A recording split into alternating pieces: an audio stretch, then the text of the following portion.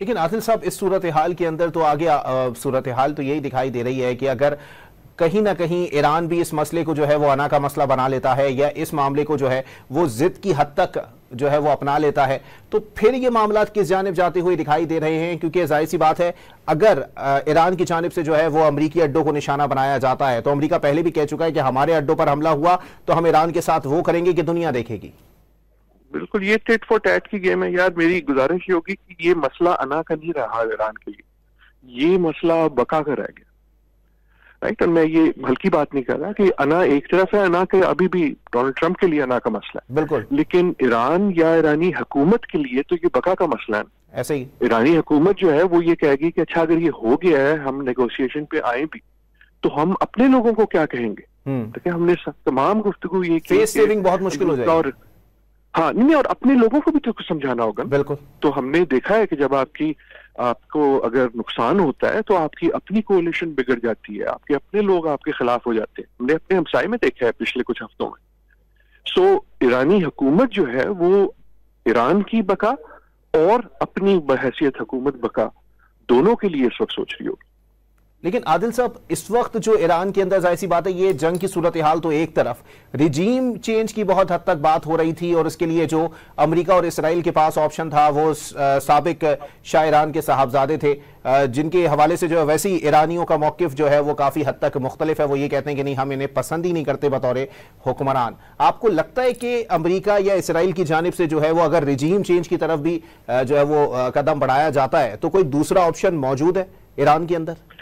देखिए, इसराइल का और अमेरिका का हदफ ना सिर्फ पिछले एक हफ्ते में लेकिन पिछले 50 साल से सिर्फ रिजीम चेंज है। ये तो सारा झगड़ा ही रिजीम का है ना, कि 1978-79 में एक रिजीम चेंज हुई जब खुमैनी साहब आए, और वो रिजीम जो है वो इसराइल और अमेरिका को हटाना चाहते हैं। तो पिछले ये 50 साल से जिसको हम रिजीम कह रहे हैं, इमरान की हुकूमत, ये वहां ना सिर्फ बरकरार रही है लेकिन झगड़ा ही सारा वो है। सो रिजीम चेंज को तो आप कभी भी नहीं हटा सकते फ्रॉम द थिंग। आपने देखा होगा कि वो जो साहबजादे हैं शहनशाह ईरान के, उन्होंने ऑलरेडी इसके बाद ऐलान किया है कि जी मैं आने को तैयार हूँ।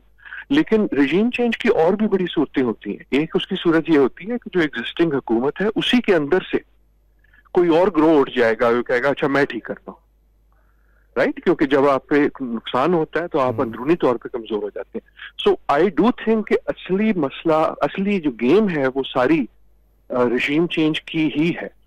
इजराइल भी यही चाहता है, अमेरिका भी यही चाहता है कि एक फ्रेंडली गवर्नमेंट हो, चाहे वो प्रो यूएस हो या ना हो, कम से कम वो एंटी इजराइल ना हो।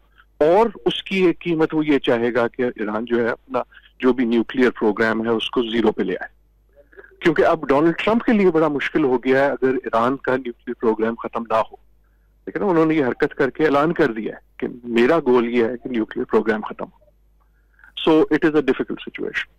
लेकिन आदिल साहब, इस वक्त आपको नहीं लगता कि ईरान के अंदर तो चलो ठीक है मामला है, अमेरिका के अंदर जो है वो बहुत बड़ी तादाद है अवाम की जो कि एंटी वॉर है, जो नहीं चाहती कि इस तरह की जंगें हो या अमेरिका उसमें इन्वॉल्व हो या इसराइल की जो है वो बदमाशी चलती रहे पूरे खित्ते के अंदर।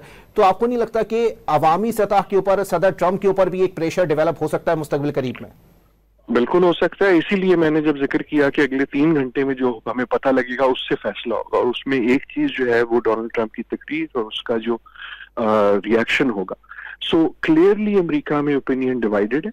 ये कहना कि बहुत सारे हैं या कितने ज्यादा हैं वो कभी नहीं पता लगता। सोशल मीडिया में जो शोर ज्यादा मचाता लगता है वो ज्यादा। So now we will find out कि वो जो एंटी वॉर सेंटिमेंट है वो कितना स्ट्रांग है, और जो रिएक्शन आएगा ट्रंप की तकरीर का अमेरिका के अंदर, वो ना सिर्फ ये फैसला करेगा इस सवाल का, लेकिन वो फैसला करेगा कि ट्रंप साहब आइंदा क्या करेंगे, right. So it is, but I am not sure कि हम हतमी तौर पे कह सकते हैं कि जी ओपिनियन अब इस तरफ चली गई है उस तरफ। और दूसरा देखें, जंग में एक और चीज भी होती है। जब जंग के दौरान में देखा या यूक्रेन में देखा तो बहुत से लोग जो एक हुकूमत के खिलाफ भी होते हैं वो उस वक्त अपने नेशनलिज्म में साथ हो जाते हैं।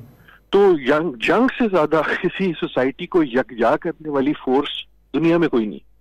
तो ये भी हो सकता है कि जो लोग एंटी वॉर भी थे, अब वो क्योंकि अमेरिका जो है वो हालत जंग में मुब्तला हो गया, वो और ज्यादा सोलिडिफाई हो जाए ट्रंप के इर्द गिर्द। ट्रंप शायद यही चाहते हैं, या इट इज ऑल्सो पॉसिबल कि इसकी वजह से वो बिखर जाए, कि जो ट्रम्प की पॉलिसीज के ऑलरेडी खिलाफ हैं वो भी, and some of his supporters. So that is why I keep saying अगले 3 घंटे में जो चीजें होंगी, जो आप रिपोर्ट करेंगे, they will be the deciding factor आगे की क्या होता है। अच्छा आदिल साहब, ये भी बताइएगा, मैं परसों एक आर्टिकल पढ़ रहा था इसी हवाले से, उसमें वाज़ेह तौर पर यह बात भी थी कि अगर अमेरिका जो है वो इस तरह का कोई हमला कर देता है तो ईरान के पास इसराइल को नुकसान पहुंचाने के लिए भी कोई ना कोई सरप्राइज जरूर मौजूद होगा, जो कि अगर अब ईरान की जानिब से अगर उस ऑप्शन को इस्तेमाल किया जाता है तो ये अमेरिका को या फिर आलमी दुनिया को जो है वो शशदर करने के लिए काफी होगा। आपको लगता है ऐसा कुछ मामला है? मुझे नहीं पता कि है या नहीं है, लेकिन अगर ईरान के पास कोई ऑप्शंस हैं जो वो छुपा के बैठे हुए हैं, जो ज्यादा ताकतवर मिसाइल हैं या ज्यादा खौफनाक हदफ हैं मिसाइल्स के, या किसी और किस्म की कार्रवाई, तो आई वुड एज्यूम कि Iran will go ahead with it, क्योंकि ईरान के लिए भी खामोश बैठ के अच्छा हम देखते हैं क्या हो रहा है।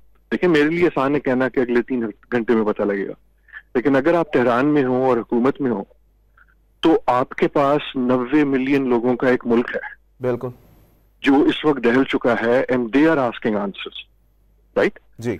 सो ईरान जो है वो जाहिर सी बात है एक मिसाइल के तौर पर गिर रहा होगा इस वक्त, हुकूमत को जाहिर सी बात है इस सूरत हाल का सामना होगा। बिल्कुल। तो आपको लगता है आदिल साहब, अब जाहिर सी बात है आपने जैसे जो है वो चाइना का जिक्र किया, रूस का जिक्र किया, अब जो सूरत हाल दिखाई दे रही है मौजूदा दौर के अंदर, तो अब अक़वाम मुत्तहिदा का इदारा था, जाहिर सी बात है अक़वाम मुत्तहिदा को बनाया ही इसलिए गया था ताकि तीसरी आलमी जंग की तरफ जो है वो दुनिया ना जाए, या फिर आलमी अदालत इंसाफ है उसके हवाले से, हुक्मरानों के हवाले से जो है वो अरेस्ट वारंट निकलते हैं, वहाँ सजाएं सुनाई जाती हैं। लेकिन अब जो मौजूदा सूरत हाल है, चाहे अमरीका हो, इसराइल हो या कोई भी कंट्री हो, वहां के कोई फैसले या वहां की कोई मुतालिबात जो हैं वो तस्लीम नहीं किए जाते, तो ये सूरत हाल खित्ते में एक अदम इस्तेहकाम का बाइस बनती है। बिल्कुल बन चुकी है इस वक्त आपका। और देखें, हम सबको, शायद मुझे भी, हम बड़े आराम से यूनाइटेड नेशंस की पे तनकीद करते थे कि यार वो तो किसी काम की नहीं है, ये है या वो है। और अब हमने पिछले 1 साल 2 साल में देख लिया है कि इनफेक्टिव यूनाइटेड नेशन की कीमत क्या होती है। देखिए, पूरा वो कि हमारे पास जो एक आधा टूटा बजा फोरम था जहां दुनिया जाके कुछ सेंस ला सकती थी, जब वो इनफेक्टिव हो गया, और ये हमने सिर्फ यही नहीं, हमने पाकिस्तान और भारत की सिचुएशन में भी देखा कि आपको याद होगा यूनाइटेड नेशन का नाम ही नहीं आया, and that is a bad thing. डर यही है कि जो इदारा बना था कि एक और जंग अजीम ना हो, अगर वो डिफंक्ट हो जाता है जैसे हो गया है, तो क्या ये इस बात की अलामत है कि हम और जंग अजीम की तरफ जा रहे हैं?